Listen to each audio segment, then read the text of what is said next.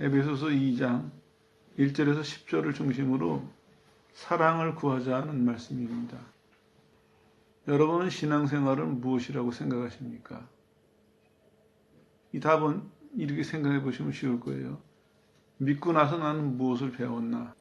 또 나는 무엇을 행하고 사는가? 이렇게 생각해 보시면 답이 나올 것입니다. 성경은 오늘 우리에게 말씀하고 있습니다. 믿는 것은 새 창조받은 것과 같다. 이렇게 말씀하고 있거든요. 오늘은 그것을 바탕으로 말씀을 좀 드리려고 합니다. 먼저 생각할 것은 과거와 현재를 비교해 보면 이제 또 조금 더 얘기 본질에 접근할 수가 있어요. 과거의 모습이 여기 나오는데 보니까 너희의 허물과 죄로 죽었다. 이렇게 말씀하고 있습니다. 허물과 죄 때문에 우리는 영적으로 죽은 상태에 있었다. 그런 얘기죠. 죽은 상태에 있으면서 죽은 상태를 행했습니다. 좀 설명을 드리고 넘어갈까요? 아담에게 말씀하셨죠. 내가 금지한 과일을 먹지 말아라. 너 죽는다 하셨거든요. 근데 아담이 먹고 나서 죽지는 않았어요. 무슨 의미냐면 영적으로 죽은 거예요. 육신은 아직 살아있지만 육신은 나중에 심판날 다시 죽을 것이고 아담의 영혼은 하나님 말씀을 떠나는 날 죽었던 것이죠. 여기도 이제 같은 얘기예요. 허물과 죄로 죽었는데 영혼은 죽었는데 삶은 사는 거예요.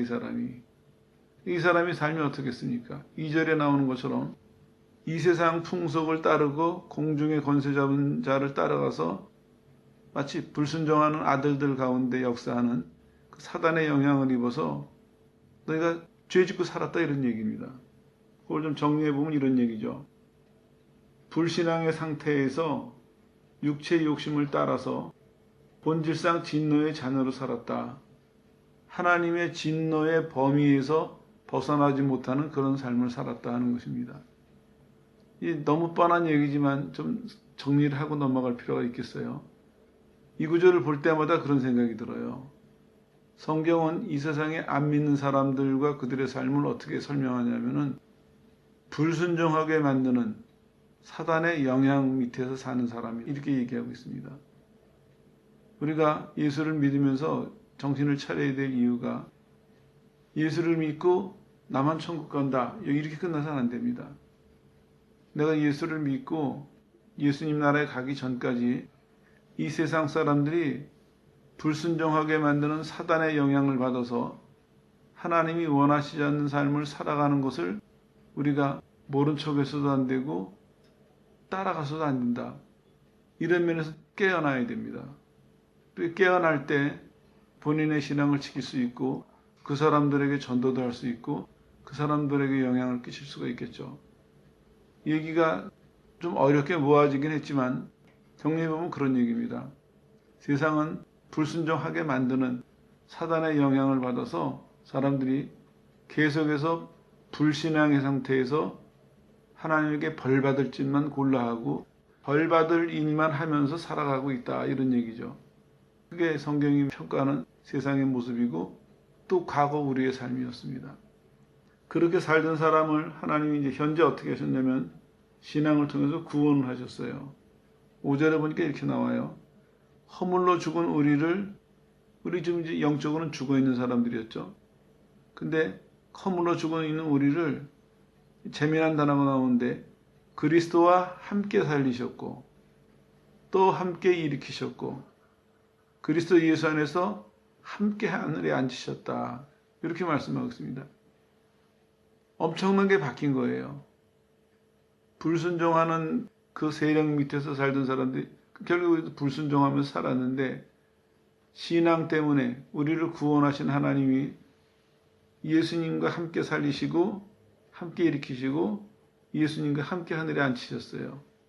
반복해서 말씀드리는 이유가 혹시나 여러분 가운데 내가 예수를 믿는데 뭐가 달라졌을까? 이게 잘 이해가 안 되는 분은 오늘 이 부분을 살펴보세요. 과거의 그 변화, 현재의 모습이 지금 뭐로 연결되어 있습니까? 예수님과 함께라는 말이 연결되어 있어요. 일부러 함께라는 말을 3번을 반복해서 쓰고 있습니다. 그냥 간단하게 예수님 안에서 이렇게 됐다 해도 될 표현을 굳이 함께 살리시고 함께 일으키시고 하늘에 앉히셨다 이렇게 강조했었거든요. 여기 곰곰이 생각해 보시면 답이 나옵니다.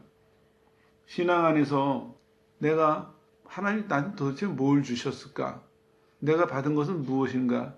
이게 아직 확인이 안 되신 분들은 어디서 확인하셨냐면 예수님과 함께 찾아보세요. 예수님 안에서. 그러면은 여러분에게 받은 선물이 무엇인지 다 드러나고 있습니다. 따로 떨어져 생각하면요. 내가 어떻게 살아나지? 어떻게 내가 하늘나라에 가지? 궁금한 게 많아요. 근데 예수님과 함께라는 요 구절 밑에서 생각을 해보면은 충분히 이해가 가는 얘기고 충분히 경험할 수 있고 충분히 믿고 살 수가 있는 그런 얘기가 되는 것이죠. 그래서 정리해보면 이렇습니다. 변화가 과거에 그랬던 사람이 현재 새로운 사람으로 살아갈 수 있는 변화는 예수님 때문이다. 이 공식이 이제 분명히 서 있어야 됩니다. 그리고 이 공식을 통해서 우리는 우리의 과거와 현재와 미래를 다시 이해하고 다시 설계해야 됩니다. 언젠가 한번 말씀드렸죠. 신앙생활은 이렇게 이해하시면 도움이 될 거예요.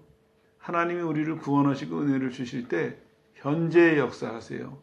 지금 하나님 살아계시고 지금 역사하시거든요. 그냥 받아들이세요. 그 다음에는 이제 그렇게 하신 하나님이 2단계로 어떻게 하시냐면 과거를 치료해 주세요. 과거에 지은 죄를 깨끗이 씻어주세요. 물론 이게 동시에 일어난 얘기인데 사람들이 이해를 돕기 위해서 이제 논리적으로 설명을 드리는 거예요. 과거를 치료해 주세요. 그래서 현재 하나님이 나를 구원하셨고 내가 하나님의 자녀가 됐고 그리고 과거의 죄를 용서받았고 이렇게 현재와 과거가 합쳐지면은 자연스럽게 뭐가 되냐면 미래에 어떻게 되겠구나. 미래에 하나님이 어떻게 하시겠구나. 이거를 우리가 바라볼 용기도 생기고 믿음도 생기고 또 기대할 수 있는 소망도 생기는 것입니다. 이게 그냥 단순한 설명이 아니라 실제로 여러분 신앙생활에서 이거를 충실히 이해하고 경험하면 할수록 여러분의 신앙은 든든하게 뿌리를 내릴 것입니다. 그래서 은혜 주시면 하나님이 먼저 하나님 살아계신 것과 나와 함께 하시는 것을 끊임없이 깨닫게 하시고 경험하게 하세요. 충분하면 충분할수록 좋습니다. 이거를 그냥 한 번, 두 번 경험해보고 그런 거구나 이렇게 쉽게 대할 필요가 없습니다. 오히려 신앙의 좋은 태도가 아닙니다.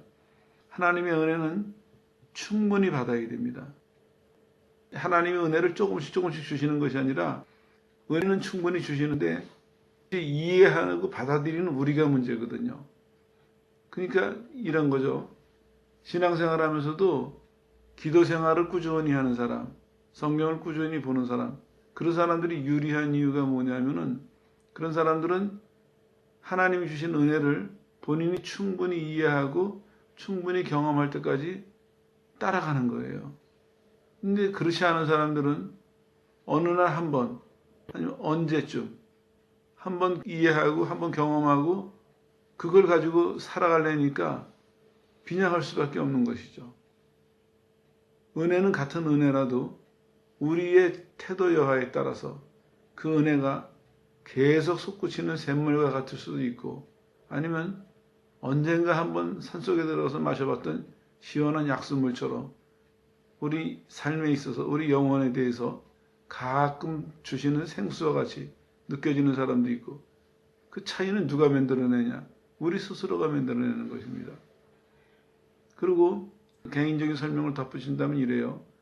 하나님 살아계신 것을 몰랐을 때는 몰랐지만 안 다음에는 관심을 가져야죠.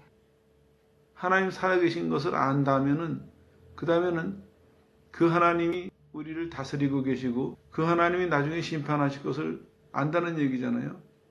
근데 어떻게 무관심하게 지낼 수가 있겠습니까? 무관심할 수가 없는 것이죠. 어떻게 해서든지 그 하나님을 알아가려고 노력하고 그 하나님의 뜻대로 살아서 마지막 심판을 칭찬을 들으려고 기쁨으로 맞이하려고 이 정상적인 반응 아닙니까? 그래서 하나님은 현재 은혜를 주세요. 현재. 충실하게 따라가시면 돼요. 충분하게. 근데 현재 지금 하나님께서 살아계시고 나와 함께 하시고 나를 인도하시고 하는 이 은혜를 충분하게 이해하고 충분하게 체험을 하세요.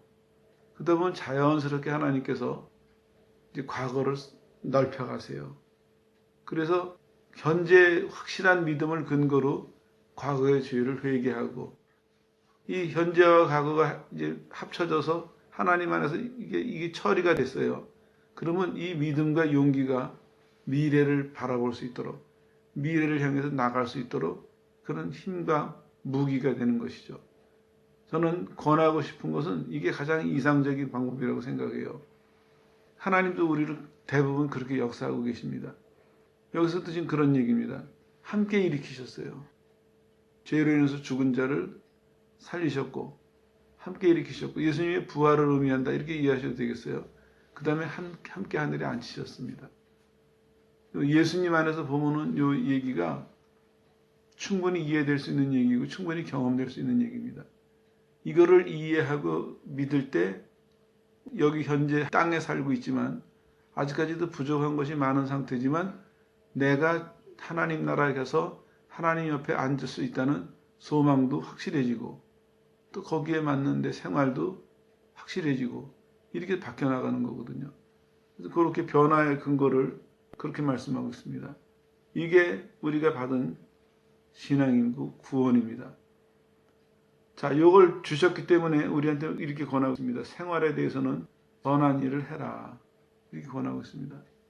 하나님이 너희를 구원하셨으니까 과거에 이르는 사람들을 현재 이렇게 만들어 놓으셨으니까 너희는 선한 일을 해라. 그리고 이어지는 얘기가 너희가 구원받은 것을 다른 말로 표현해 본다면 너희는 선한 일을 위해서 새롭게 지음을 받은 사람들이다. 그런 얘기입니다. 아담이 한번 창조됐었죠. 타락해서 이제 실패했잖아요. 근데 예수님 안에서 믿는 사람을 새롭게 창조하셨다는 표현이에요. 그리고 목표는 선한 일을 위해서 이렇게 설명하시는 것이죠. 그리고 이 선한 일은 하나님이 오래전서부터 준비해 놓으셨다는 거예요. 그러니까 누구든지 내가 구원받은 사람이니까 이제 선한 일을 위해서 살아가야 되겠다. 이거를 받아들인 사람, 그렇게 하기를 마음먹은 사람은요. 하나님이 준비해 놓으신 일들을 찾을 수가 있어요. 하나님이 이제 나한테 준비해 놓으신 일, 저 사람한테 준비해 놓으신 일 다 찾을 수가 있습니다. 이런 비교가 나오고 있어요. 허물과 죄 가운데서 살던 사람을 하나님께서 예비하신 계획 안에서 사는 사람으로 바꿔놓으셨다는 것이죠. 그걸 지키라는 것입니다. 이걸 정리해 보면은 이렇게 전해드리고 싶어요. 구원은 우리 삶의 내용을 바꾼다. 그런 얘기죠. 허물과 죄 가운데서 살던 사람이 하나님이 원하시는 선한 일을 하고 사니까 하나님이 우리에게 주신 구원이 내 삶을 바꿔놓고 있습니다. 두 번째로는 여기서 행한다 하는 얘기는 일상생활에서의 행동을 얘기하는데 이거는 하나님이 계획해 놓으신 일이기 때문에 준비해 놓으신 일이기 때문에 믿음으로 따라가는 사람은 누구나 자연스럽게 이 삶을 살아갈 수 있다 이런 얘기예요. 자연스럽게. 이것을 좀 설명하고 넘어갈까요? 이따가도 말씀을 드리려고 했는데 말 나온 김에 끝을 내죠. 하나님이 선한 일을 예비하셨다 그랬죠. 그러면 하나님이 예비하신 것과 우리가 선한 일을 행하는 것과 이게 다른 얘기가 아니에요. 연결이 되어 있는 얘기예요. 그리고 이것을 행하게 되는 가장 근본적인 원인이 되는 예수님 안에서 구원받은 것, 이것도 연결이 되는 얘기예요. 거꾸로 말씀드리는데 다시 정리해보면 구원을 받았기 때문에 하나님이 예비하신 선한 일을 행하면서 사는 것이 너무나 당연한 얘기고 너무나 자연스러운 얘기다. 이런 얘기입니다. 이 얘기를 왜 말씀드리냐면요. 우리 믿는 사람들이 진짜 조심해야 될 일이 있습니다. 뭐냐면은 사람들이 흔히 이렇게 말하는 사람이 있어요. 저 사람은 은혜는 받았는데 성격이 그래서 은혜는 받았는데 환경이 그래서 은혜는 받았는데 뭐가 어째서? 그래서 하나님의 백성답게 살지 못하는 것에 대해서 스스로 면죄부를 줘요. 본인도 그렇게 얘기하고 남도 그렇게 얘기하고. 근데 성경을 보면 그 틀린 얘기예요. 왜냐하면 구원받은 사람에게는 선한 일이 준비가 돼 있고 선한 일을 자연스럽게 살아갈 수 있고 이것이 구원과 다 연결이 돼 있으니까 이게 조각이 나면은 요거는 하고 저거는 못하고 그러면 안 된다는 거예요. 학생들은 영어는 잘하고 수학은 못하고 이럴 수도 있어요. 근데 신앙인들은 그럴 수는 없습니다. 믿는다면은 그대로 살아야 되고 하나님이 원하시는 선한 열매를 맺어야 되고 이것이 어느 한 부분은 하고 어느 한 부분은 못하고 그런 일이 아니라는 것입니다. 말 나온 김에 이제 더 설명을 드릴까요? 그래서 선한 일이라 하는 것은 이렇게 번역할 수 있어요. 선한, 착한, 좋은, 적합한, 완전한, 친절한. 일부러 이걸 다 소개해드린 이유가 있어요. 더 있는데 이것만 소개해드렸는데 이유가 있어요. 똑같은 이유예요. 선하다 하는 것이 한 뿌리에서 나온 거예요. 하나님이 구원하신 상태에서 하나님이 예비하신 것들 그리고 그걸 이루시는 그걸 역사하시는 한 성령 안에서 그러니까 표현은 선한 일 이렇게 간단하게 표현이 되지만 그 안에는 지금 말씀드린 것처럼 옳은 것, 착한 것, 좋은 것, 친절한 것 다 들어가 있어요. 과일도 그렇죠. 한 가지 과일이 여러 맛 내는 거죠. 그런 식으로 한 뿌리에서 나온 거기 때문에 이게 뭐는 있고 뭐는 없고 이렇게 될 수는 없습니다. 만약에 그거를 주장하거나 아무렇지도 않게 살아가는 사람은 잘못 이해하고 살아가는 사람입니다. 잘못 이해한 사람이고 잘못 행하는 사람입니다. 여기서 깊이 우리를 돌아볼 필요가 있습니다. 만약에 여러분 가운데서도 나는 이거는 되는데 나 이건 안 된다 하는 사람들은 멈춰야 돼요. 현재 멈추세요. 가는 게 급하지 않습니다. 하나님 앞에서 하나를 하더라도 열매를 제대로 맺어야 되거든요. 느려도 상관없어요. 바른 열매를 맺어야 마지막 날 하나님이 칭찬하시죠. 그래서 찔끔찔끔 맺어가지고 모양도 제대로 못 맺고 결실도 못하고 마지막 날 크게 후회할 조건이에요. 이걸 근거로 생각해 봐야 됩니다. 하나님이 우리한테 선한 것을 시작하셨잖아요. 우리를 새롭게 하셨으면은 그 새로운 것에서 선한 것을 추구하는 마음, 그걸 사모하고 하고 싶다 하는 마음이 있어야 되고 그 마음이 하나님이 예비해 놓으신 선한 길로 우리를 인도하여 그래서 하나님이 원하시는 선한 열매를 맺어요. 이거는 다 연결이 되어 있는 것입니다. 누가 끊을 수 있는 얘기가 아니에요.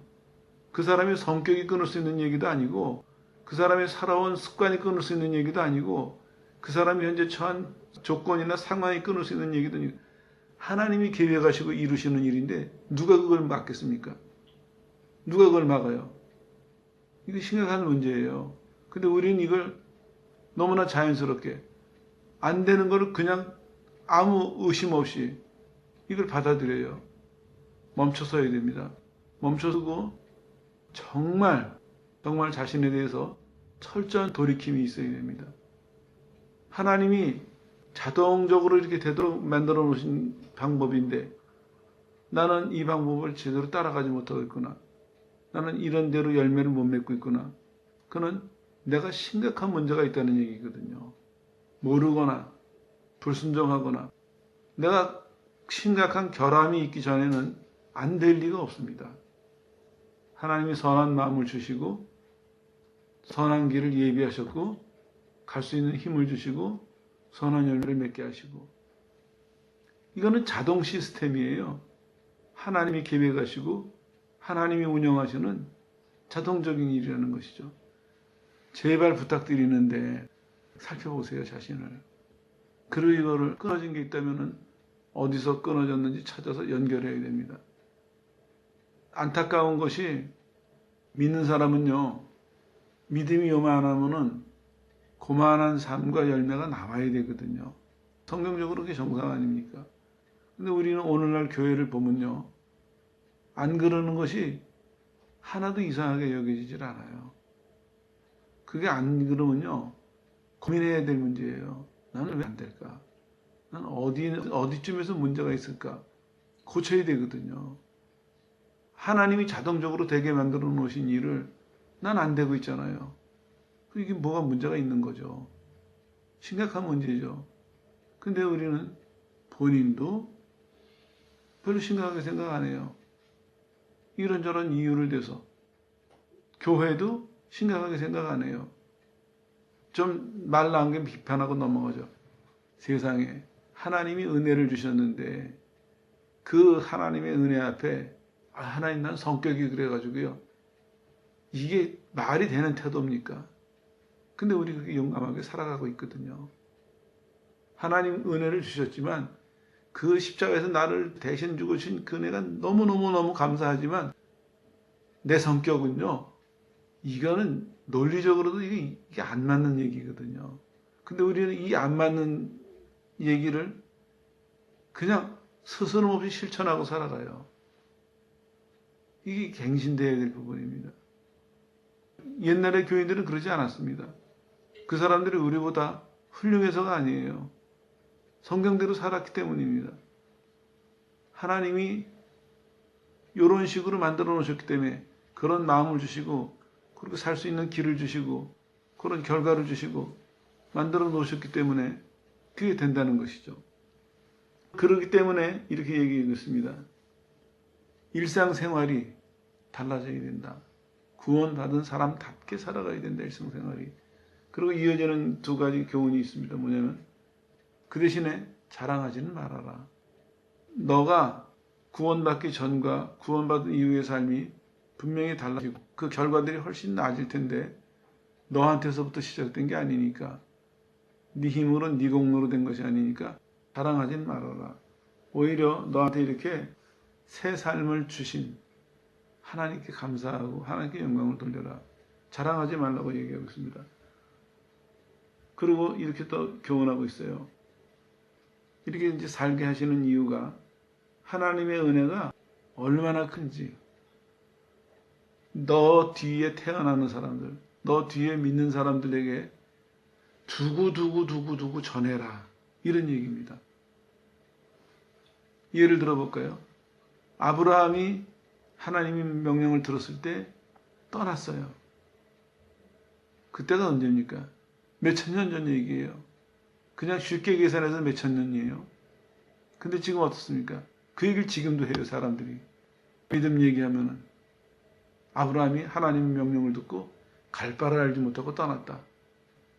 욥이 고난 가운데서도 하나님을 배반하지 않고 이렇게 잘했다. 지금도 두고두고 얘기해요. 우리도 마찬가지입니다. 하나님이 우리에게 선한 생활하라고 말씀하시는 이유는 하나님께 우선은 영광을 돌려야 되겠고 두 번째로는 우리 믿는 모든 사람들이 그렇게 삶으로 인해서 우리 뒤에 믿는 사람들, 우리 뒤에 태어나는 사람들이 역사 속에서 두고두고 하나님의 은혜가 정말 풍성하시구나. 정말 하나님이 사랑이 많으신 분이구나. 이거를 두고두고 전하라는 의미에서 그렇게 살아가라 이렇게 말씀하고 있는 것이죠. 이제 엄숙해지죠. 이제 우리 한 사람의 생활이 아닙니다. 작게로는 하나님이 우리를 새롭게 창조하셨으니까 아담의 영향을 끊어주셨으니까 우리는 아담하고 상관없이 예수님 안에서 용서받고 부활하고 하늘나라를 갈 수 있게 됐으니까 살아야 되는 개인적인 문제가 있고 또 하나는 이 사명입니다. 역사 속에서 우리 외에 다른 사람들에게 하나님의 은혜가 얼마나 풍성한지를 전해야 되는 책임도 있고 전할 수 있는 특권도 있고 얼마나 우리 삶이 엄숙해집니까? 여러분 혹시나 여러분 자신을 작거나 시시하게 여겼다면 생각을 바꾸세요. 누가 압니까? 아브라함 얘기가 몇천 년 이어지듯이 여러분의 얘기가 몇천 년 이어질지 누가 알겠어요? 예수님이 그때까지 안 오신다면 하나님은 우리에게 이런 임무와 함께 고난을 주셨어요. 여러분도 혼자의 삶을 막연하게 생각하시지 말고 십자가에서 나를 위해서 죽으시고 나를 새로운 하나님의 자녀로 창조해 주신 그 예수님 앞에서 내 삶을 내가 왜 이렇게 살아가야 되는지 새롭게 결심하시고 새롭게 실천하시기 바랍니다. 우리의 삶이 절대로 적은 것도 아니고 보잘것없는 것도 아닙니다. 자꾸 우리가 스스로를 작게 생각하는데 성경은 그렇게 말씀하고 있지 않습니다. 그래서 오늘은 어떻게 하면 우리가 이걸 실천할까 생각해 보면서 몇 가지 방법을 정해봤습니다. 첫 번째로는 윤리적이나 도덕적으로 조금 수준이 나아졌다고 만족하지 말자 하는 것입니다. 분명히 성경은 목표를 정해줬어요. 영적으로, 선한 일은 영적으로 이렇게 표현할 수도 있고 의로운 표현할 수도 있거든요. 설명은 아까 말씀드렸어요. 적합하거나 알맞거나 친절하거나 선하거나 사랑스럽거나 착하거나 그게 다 포함되어 있는 일입니다. 이거를 우리가 이렇게 살라고 말씀하셨어요. 여러분들도 내가 예수 믿고 뭐 몇 가지 고쳤다. 이거 가지고 만족하셔서는 안 돼요. 주님 나라 들어갈 때까지 나는 끝까지 이 선한 일을 향해서 걸어가야 된다. 선한 일을 배워야 되고 선한 일을 실천해서 하나님이 원하시는 선한 열매를 맺어야 된다. 이거 놓치지 마십시오. 이제 생활하다 보면 이런 유혹이 올 수도 있어요. 내가 조금 변화된 것으로 인해서 교만이 생길 수도 있거든요. 그래가지고 나는 괜찮다, 난 잘하고 있다 이런 교만이 생길 수도 있는데 성경은 경고하고 있습니다. 윤리적으로 도덕적으로 조금 나아졌다고 그것 가지고 자랑하지 말아라. 그것 가지고 만족하지 말아라. 오히려 목표를 계속 바라보고 걸어가라. 이거는 역사 속에서도 증명이 됐어요. 교회가 복음을 받아들인 다음에 어느 민족이든지 실패하는 민족의 대표적인 실수가 이거예요. 예수 믿고 도덕적으로 조금 나아져요. 그거를 만족해요. 그 자기 의의로 삼아요. 그런 개인이나 그런 민족은 대부분이 신앙이 다 쇠퇴했습니다. 두 번째로는 죄를 떠났다고 교만하지 말아라. 이런 얘기입니다. 뭐냐면요. 신앙생활 하다 보면 조심해야 될 게 바로 이겁니다. 죄를 짓고 사는 사람이나 성경대로 못 사는 사람들을 보면은 자꾸 비판하게 돼요. 이때 조심해야 됩니다. 왜 조심해야 되냐면요. 하나님이 보여주신 이유가 뭘까요? 비판하라고 보여주셨을까요? 그건 아니거든요. 오히려 하나님은 저 사람이 못하니까 저 사람을 위해서 기도하고 서로 세워주라고 보여주셨는데 우리는 교만하거나 거만하면은 그 사람이 못하는 것을 보고 화가 나거나 아니면 조롱해. 그것도 못해? 믿음이 좋은 줄 알았더니 그렇지도 않네. 조롱하거나 무시하거나 이게 다 교만과 거만에서 나오는 거거든요. 자기를 높여놓으니까 다 남을 내려다보게 되는 것입니다. 그거 성경은 금하고 있습니다. 꼭 기억하십시오. 예수님은 우리를 위해서 십자가에서 죽으셨어요. 그것뿐만이 아니죠. 예수님은 윤리적으로 도덕적으로 흠이 없으셨어요. 그런 분이 우리를 위해서 희생을 하셨어요. 우리가 그 은혜를 입었거든요. 그러니까 우리도 살아갈 때 내 개인적으로는 하나님 앞에서 하나님 말씀대로 똑바로 살고 그리고 남에게 대해서는 그렇게 못 사는 사람을 위해서 예수님이 나를 위해서 희생하셨듯이 내가 희생을 하는 마음으로 살아야 됩니다. 그게 뭐겠습니까? 잘못하거나 못하는 사람을, 부족한 사람을 보면은 기도해주고 그 사람에게 친절하게 도움이 돼주고 그게 희생이고 수고죠. 하나님이 원하시는 것은 그겁니다. 이제 그거를 안 하거나 못하는 사람은 오히려 비판을 하거나 조롱을 해요. 하나님 앞에 그건 죄예요. 나를 용서해 주셨는데 나도 저 사람하고 별로 다를 바 없었거든요. 나를 용서해 주셨는데 나는 하나님께 감사하지도 않고 또 나 같은 사람을 봤을 때 그 사람을 도와서 구원에 이르게 하지도 않고 오히려 비판을 하고 조롱을 하고 정죄를 하고 그는 성경에 나오는 그 사람하고 똑같죠. 주인이 빚을 탕감해 줬더니 자기한테 이만큼 빚진 사람 가서 멱살 잡은 사람하고 똑같은 결과가 오거든요. 조심하라고 말씀하고 있습니다. 이걸 다 종합해 봤을 때 이 말씀을 꼭 드리고 싶었어요. 이렇게 살려면 이 모든 앞에 쭉 말씀드린 것을 다 합해서 이렇게 살려면 하는 질문을 스스로 해봤어요. 그래서 저가 내린 대답은 이겁니다. 힘써서 사랑을 구해야 되겠구나. 힘써서. 우리 믿는 사람들이 하나님 우리를 새로 만들어 주셨으니까 새로 지음을 받은 사람답게 살려면은 힘써서 사랑을 구해야 되겠구나. 비판하거나 그 사람들을 가르치거나 지적하거나 논쟁하거나 그러지 말고 성경 그대로 모든 것을 참으며 모든 것을 믿으며 모든 것을 바라며 모든 것을 견디면서 그 사람들이 구원받도록 그 사람들이 하나님 앞에 바로 세워지도록 나는 마음으로도 희생하고 때때로는 물질로도 희생하고 때로는 내 시간도 희생하고 이렇게 하면서 살아가는 것이 하나님이 기뻐하시는 삶이 아닐까 생각을 했습니다. 그렇게 살려면 결국엔 결론은 하나입니다. 힘써서 사랑을 구해야 되겠다. 이제 우리가 공부를 해서 내용은 알았어요.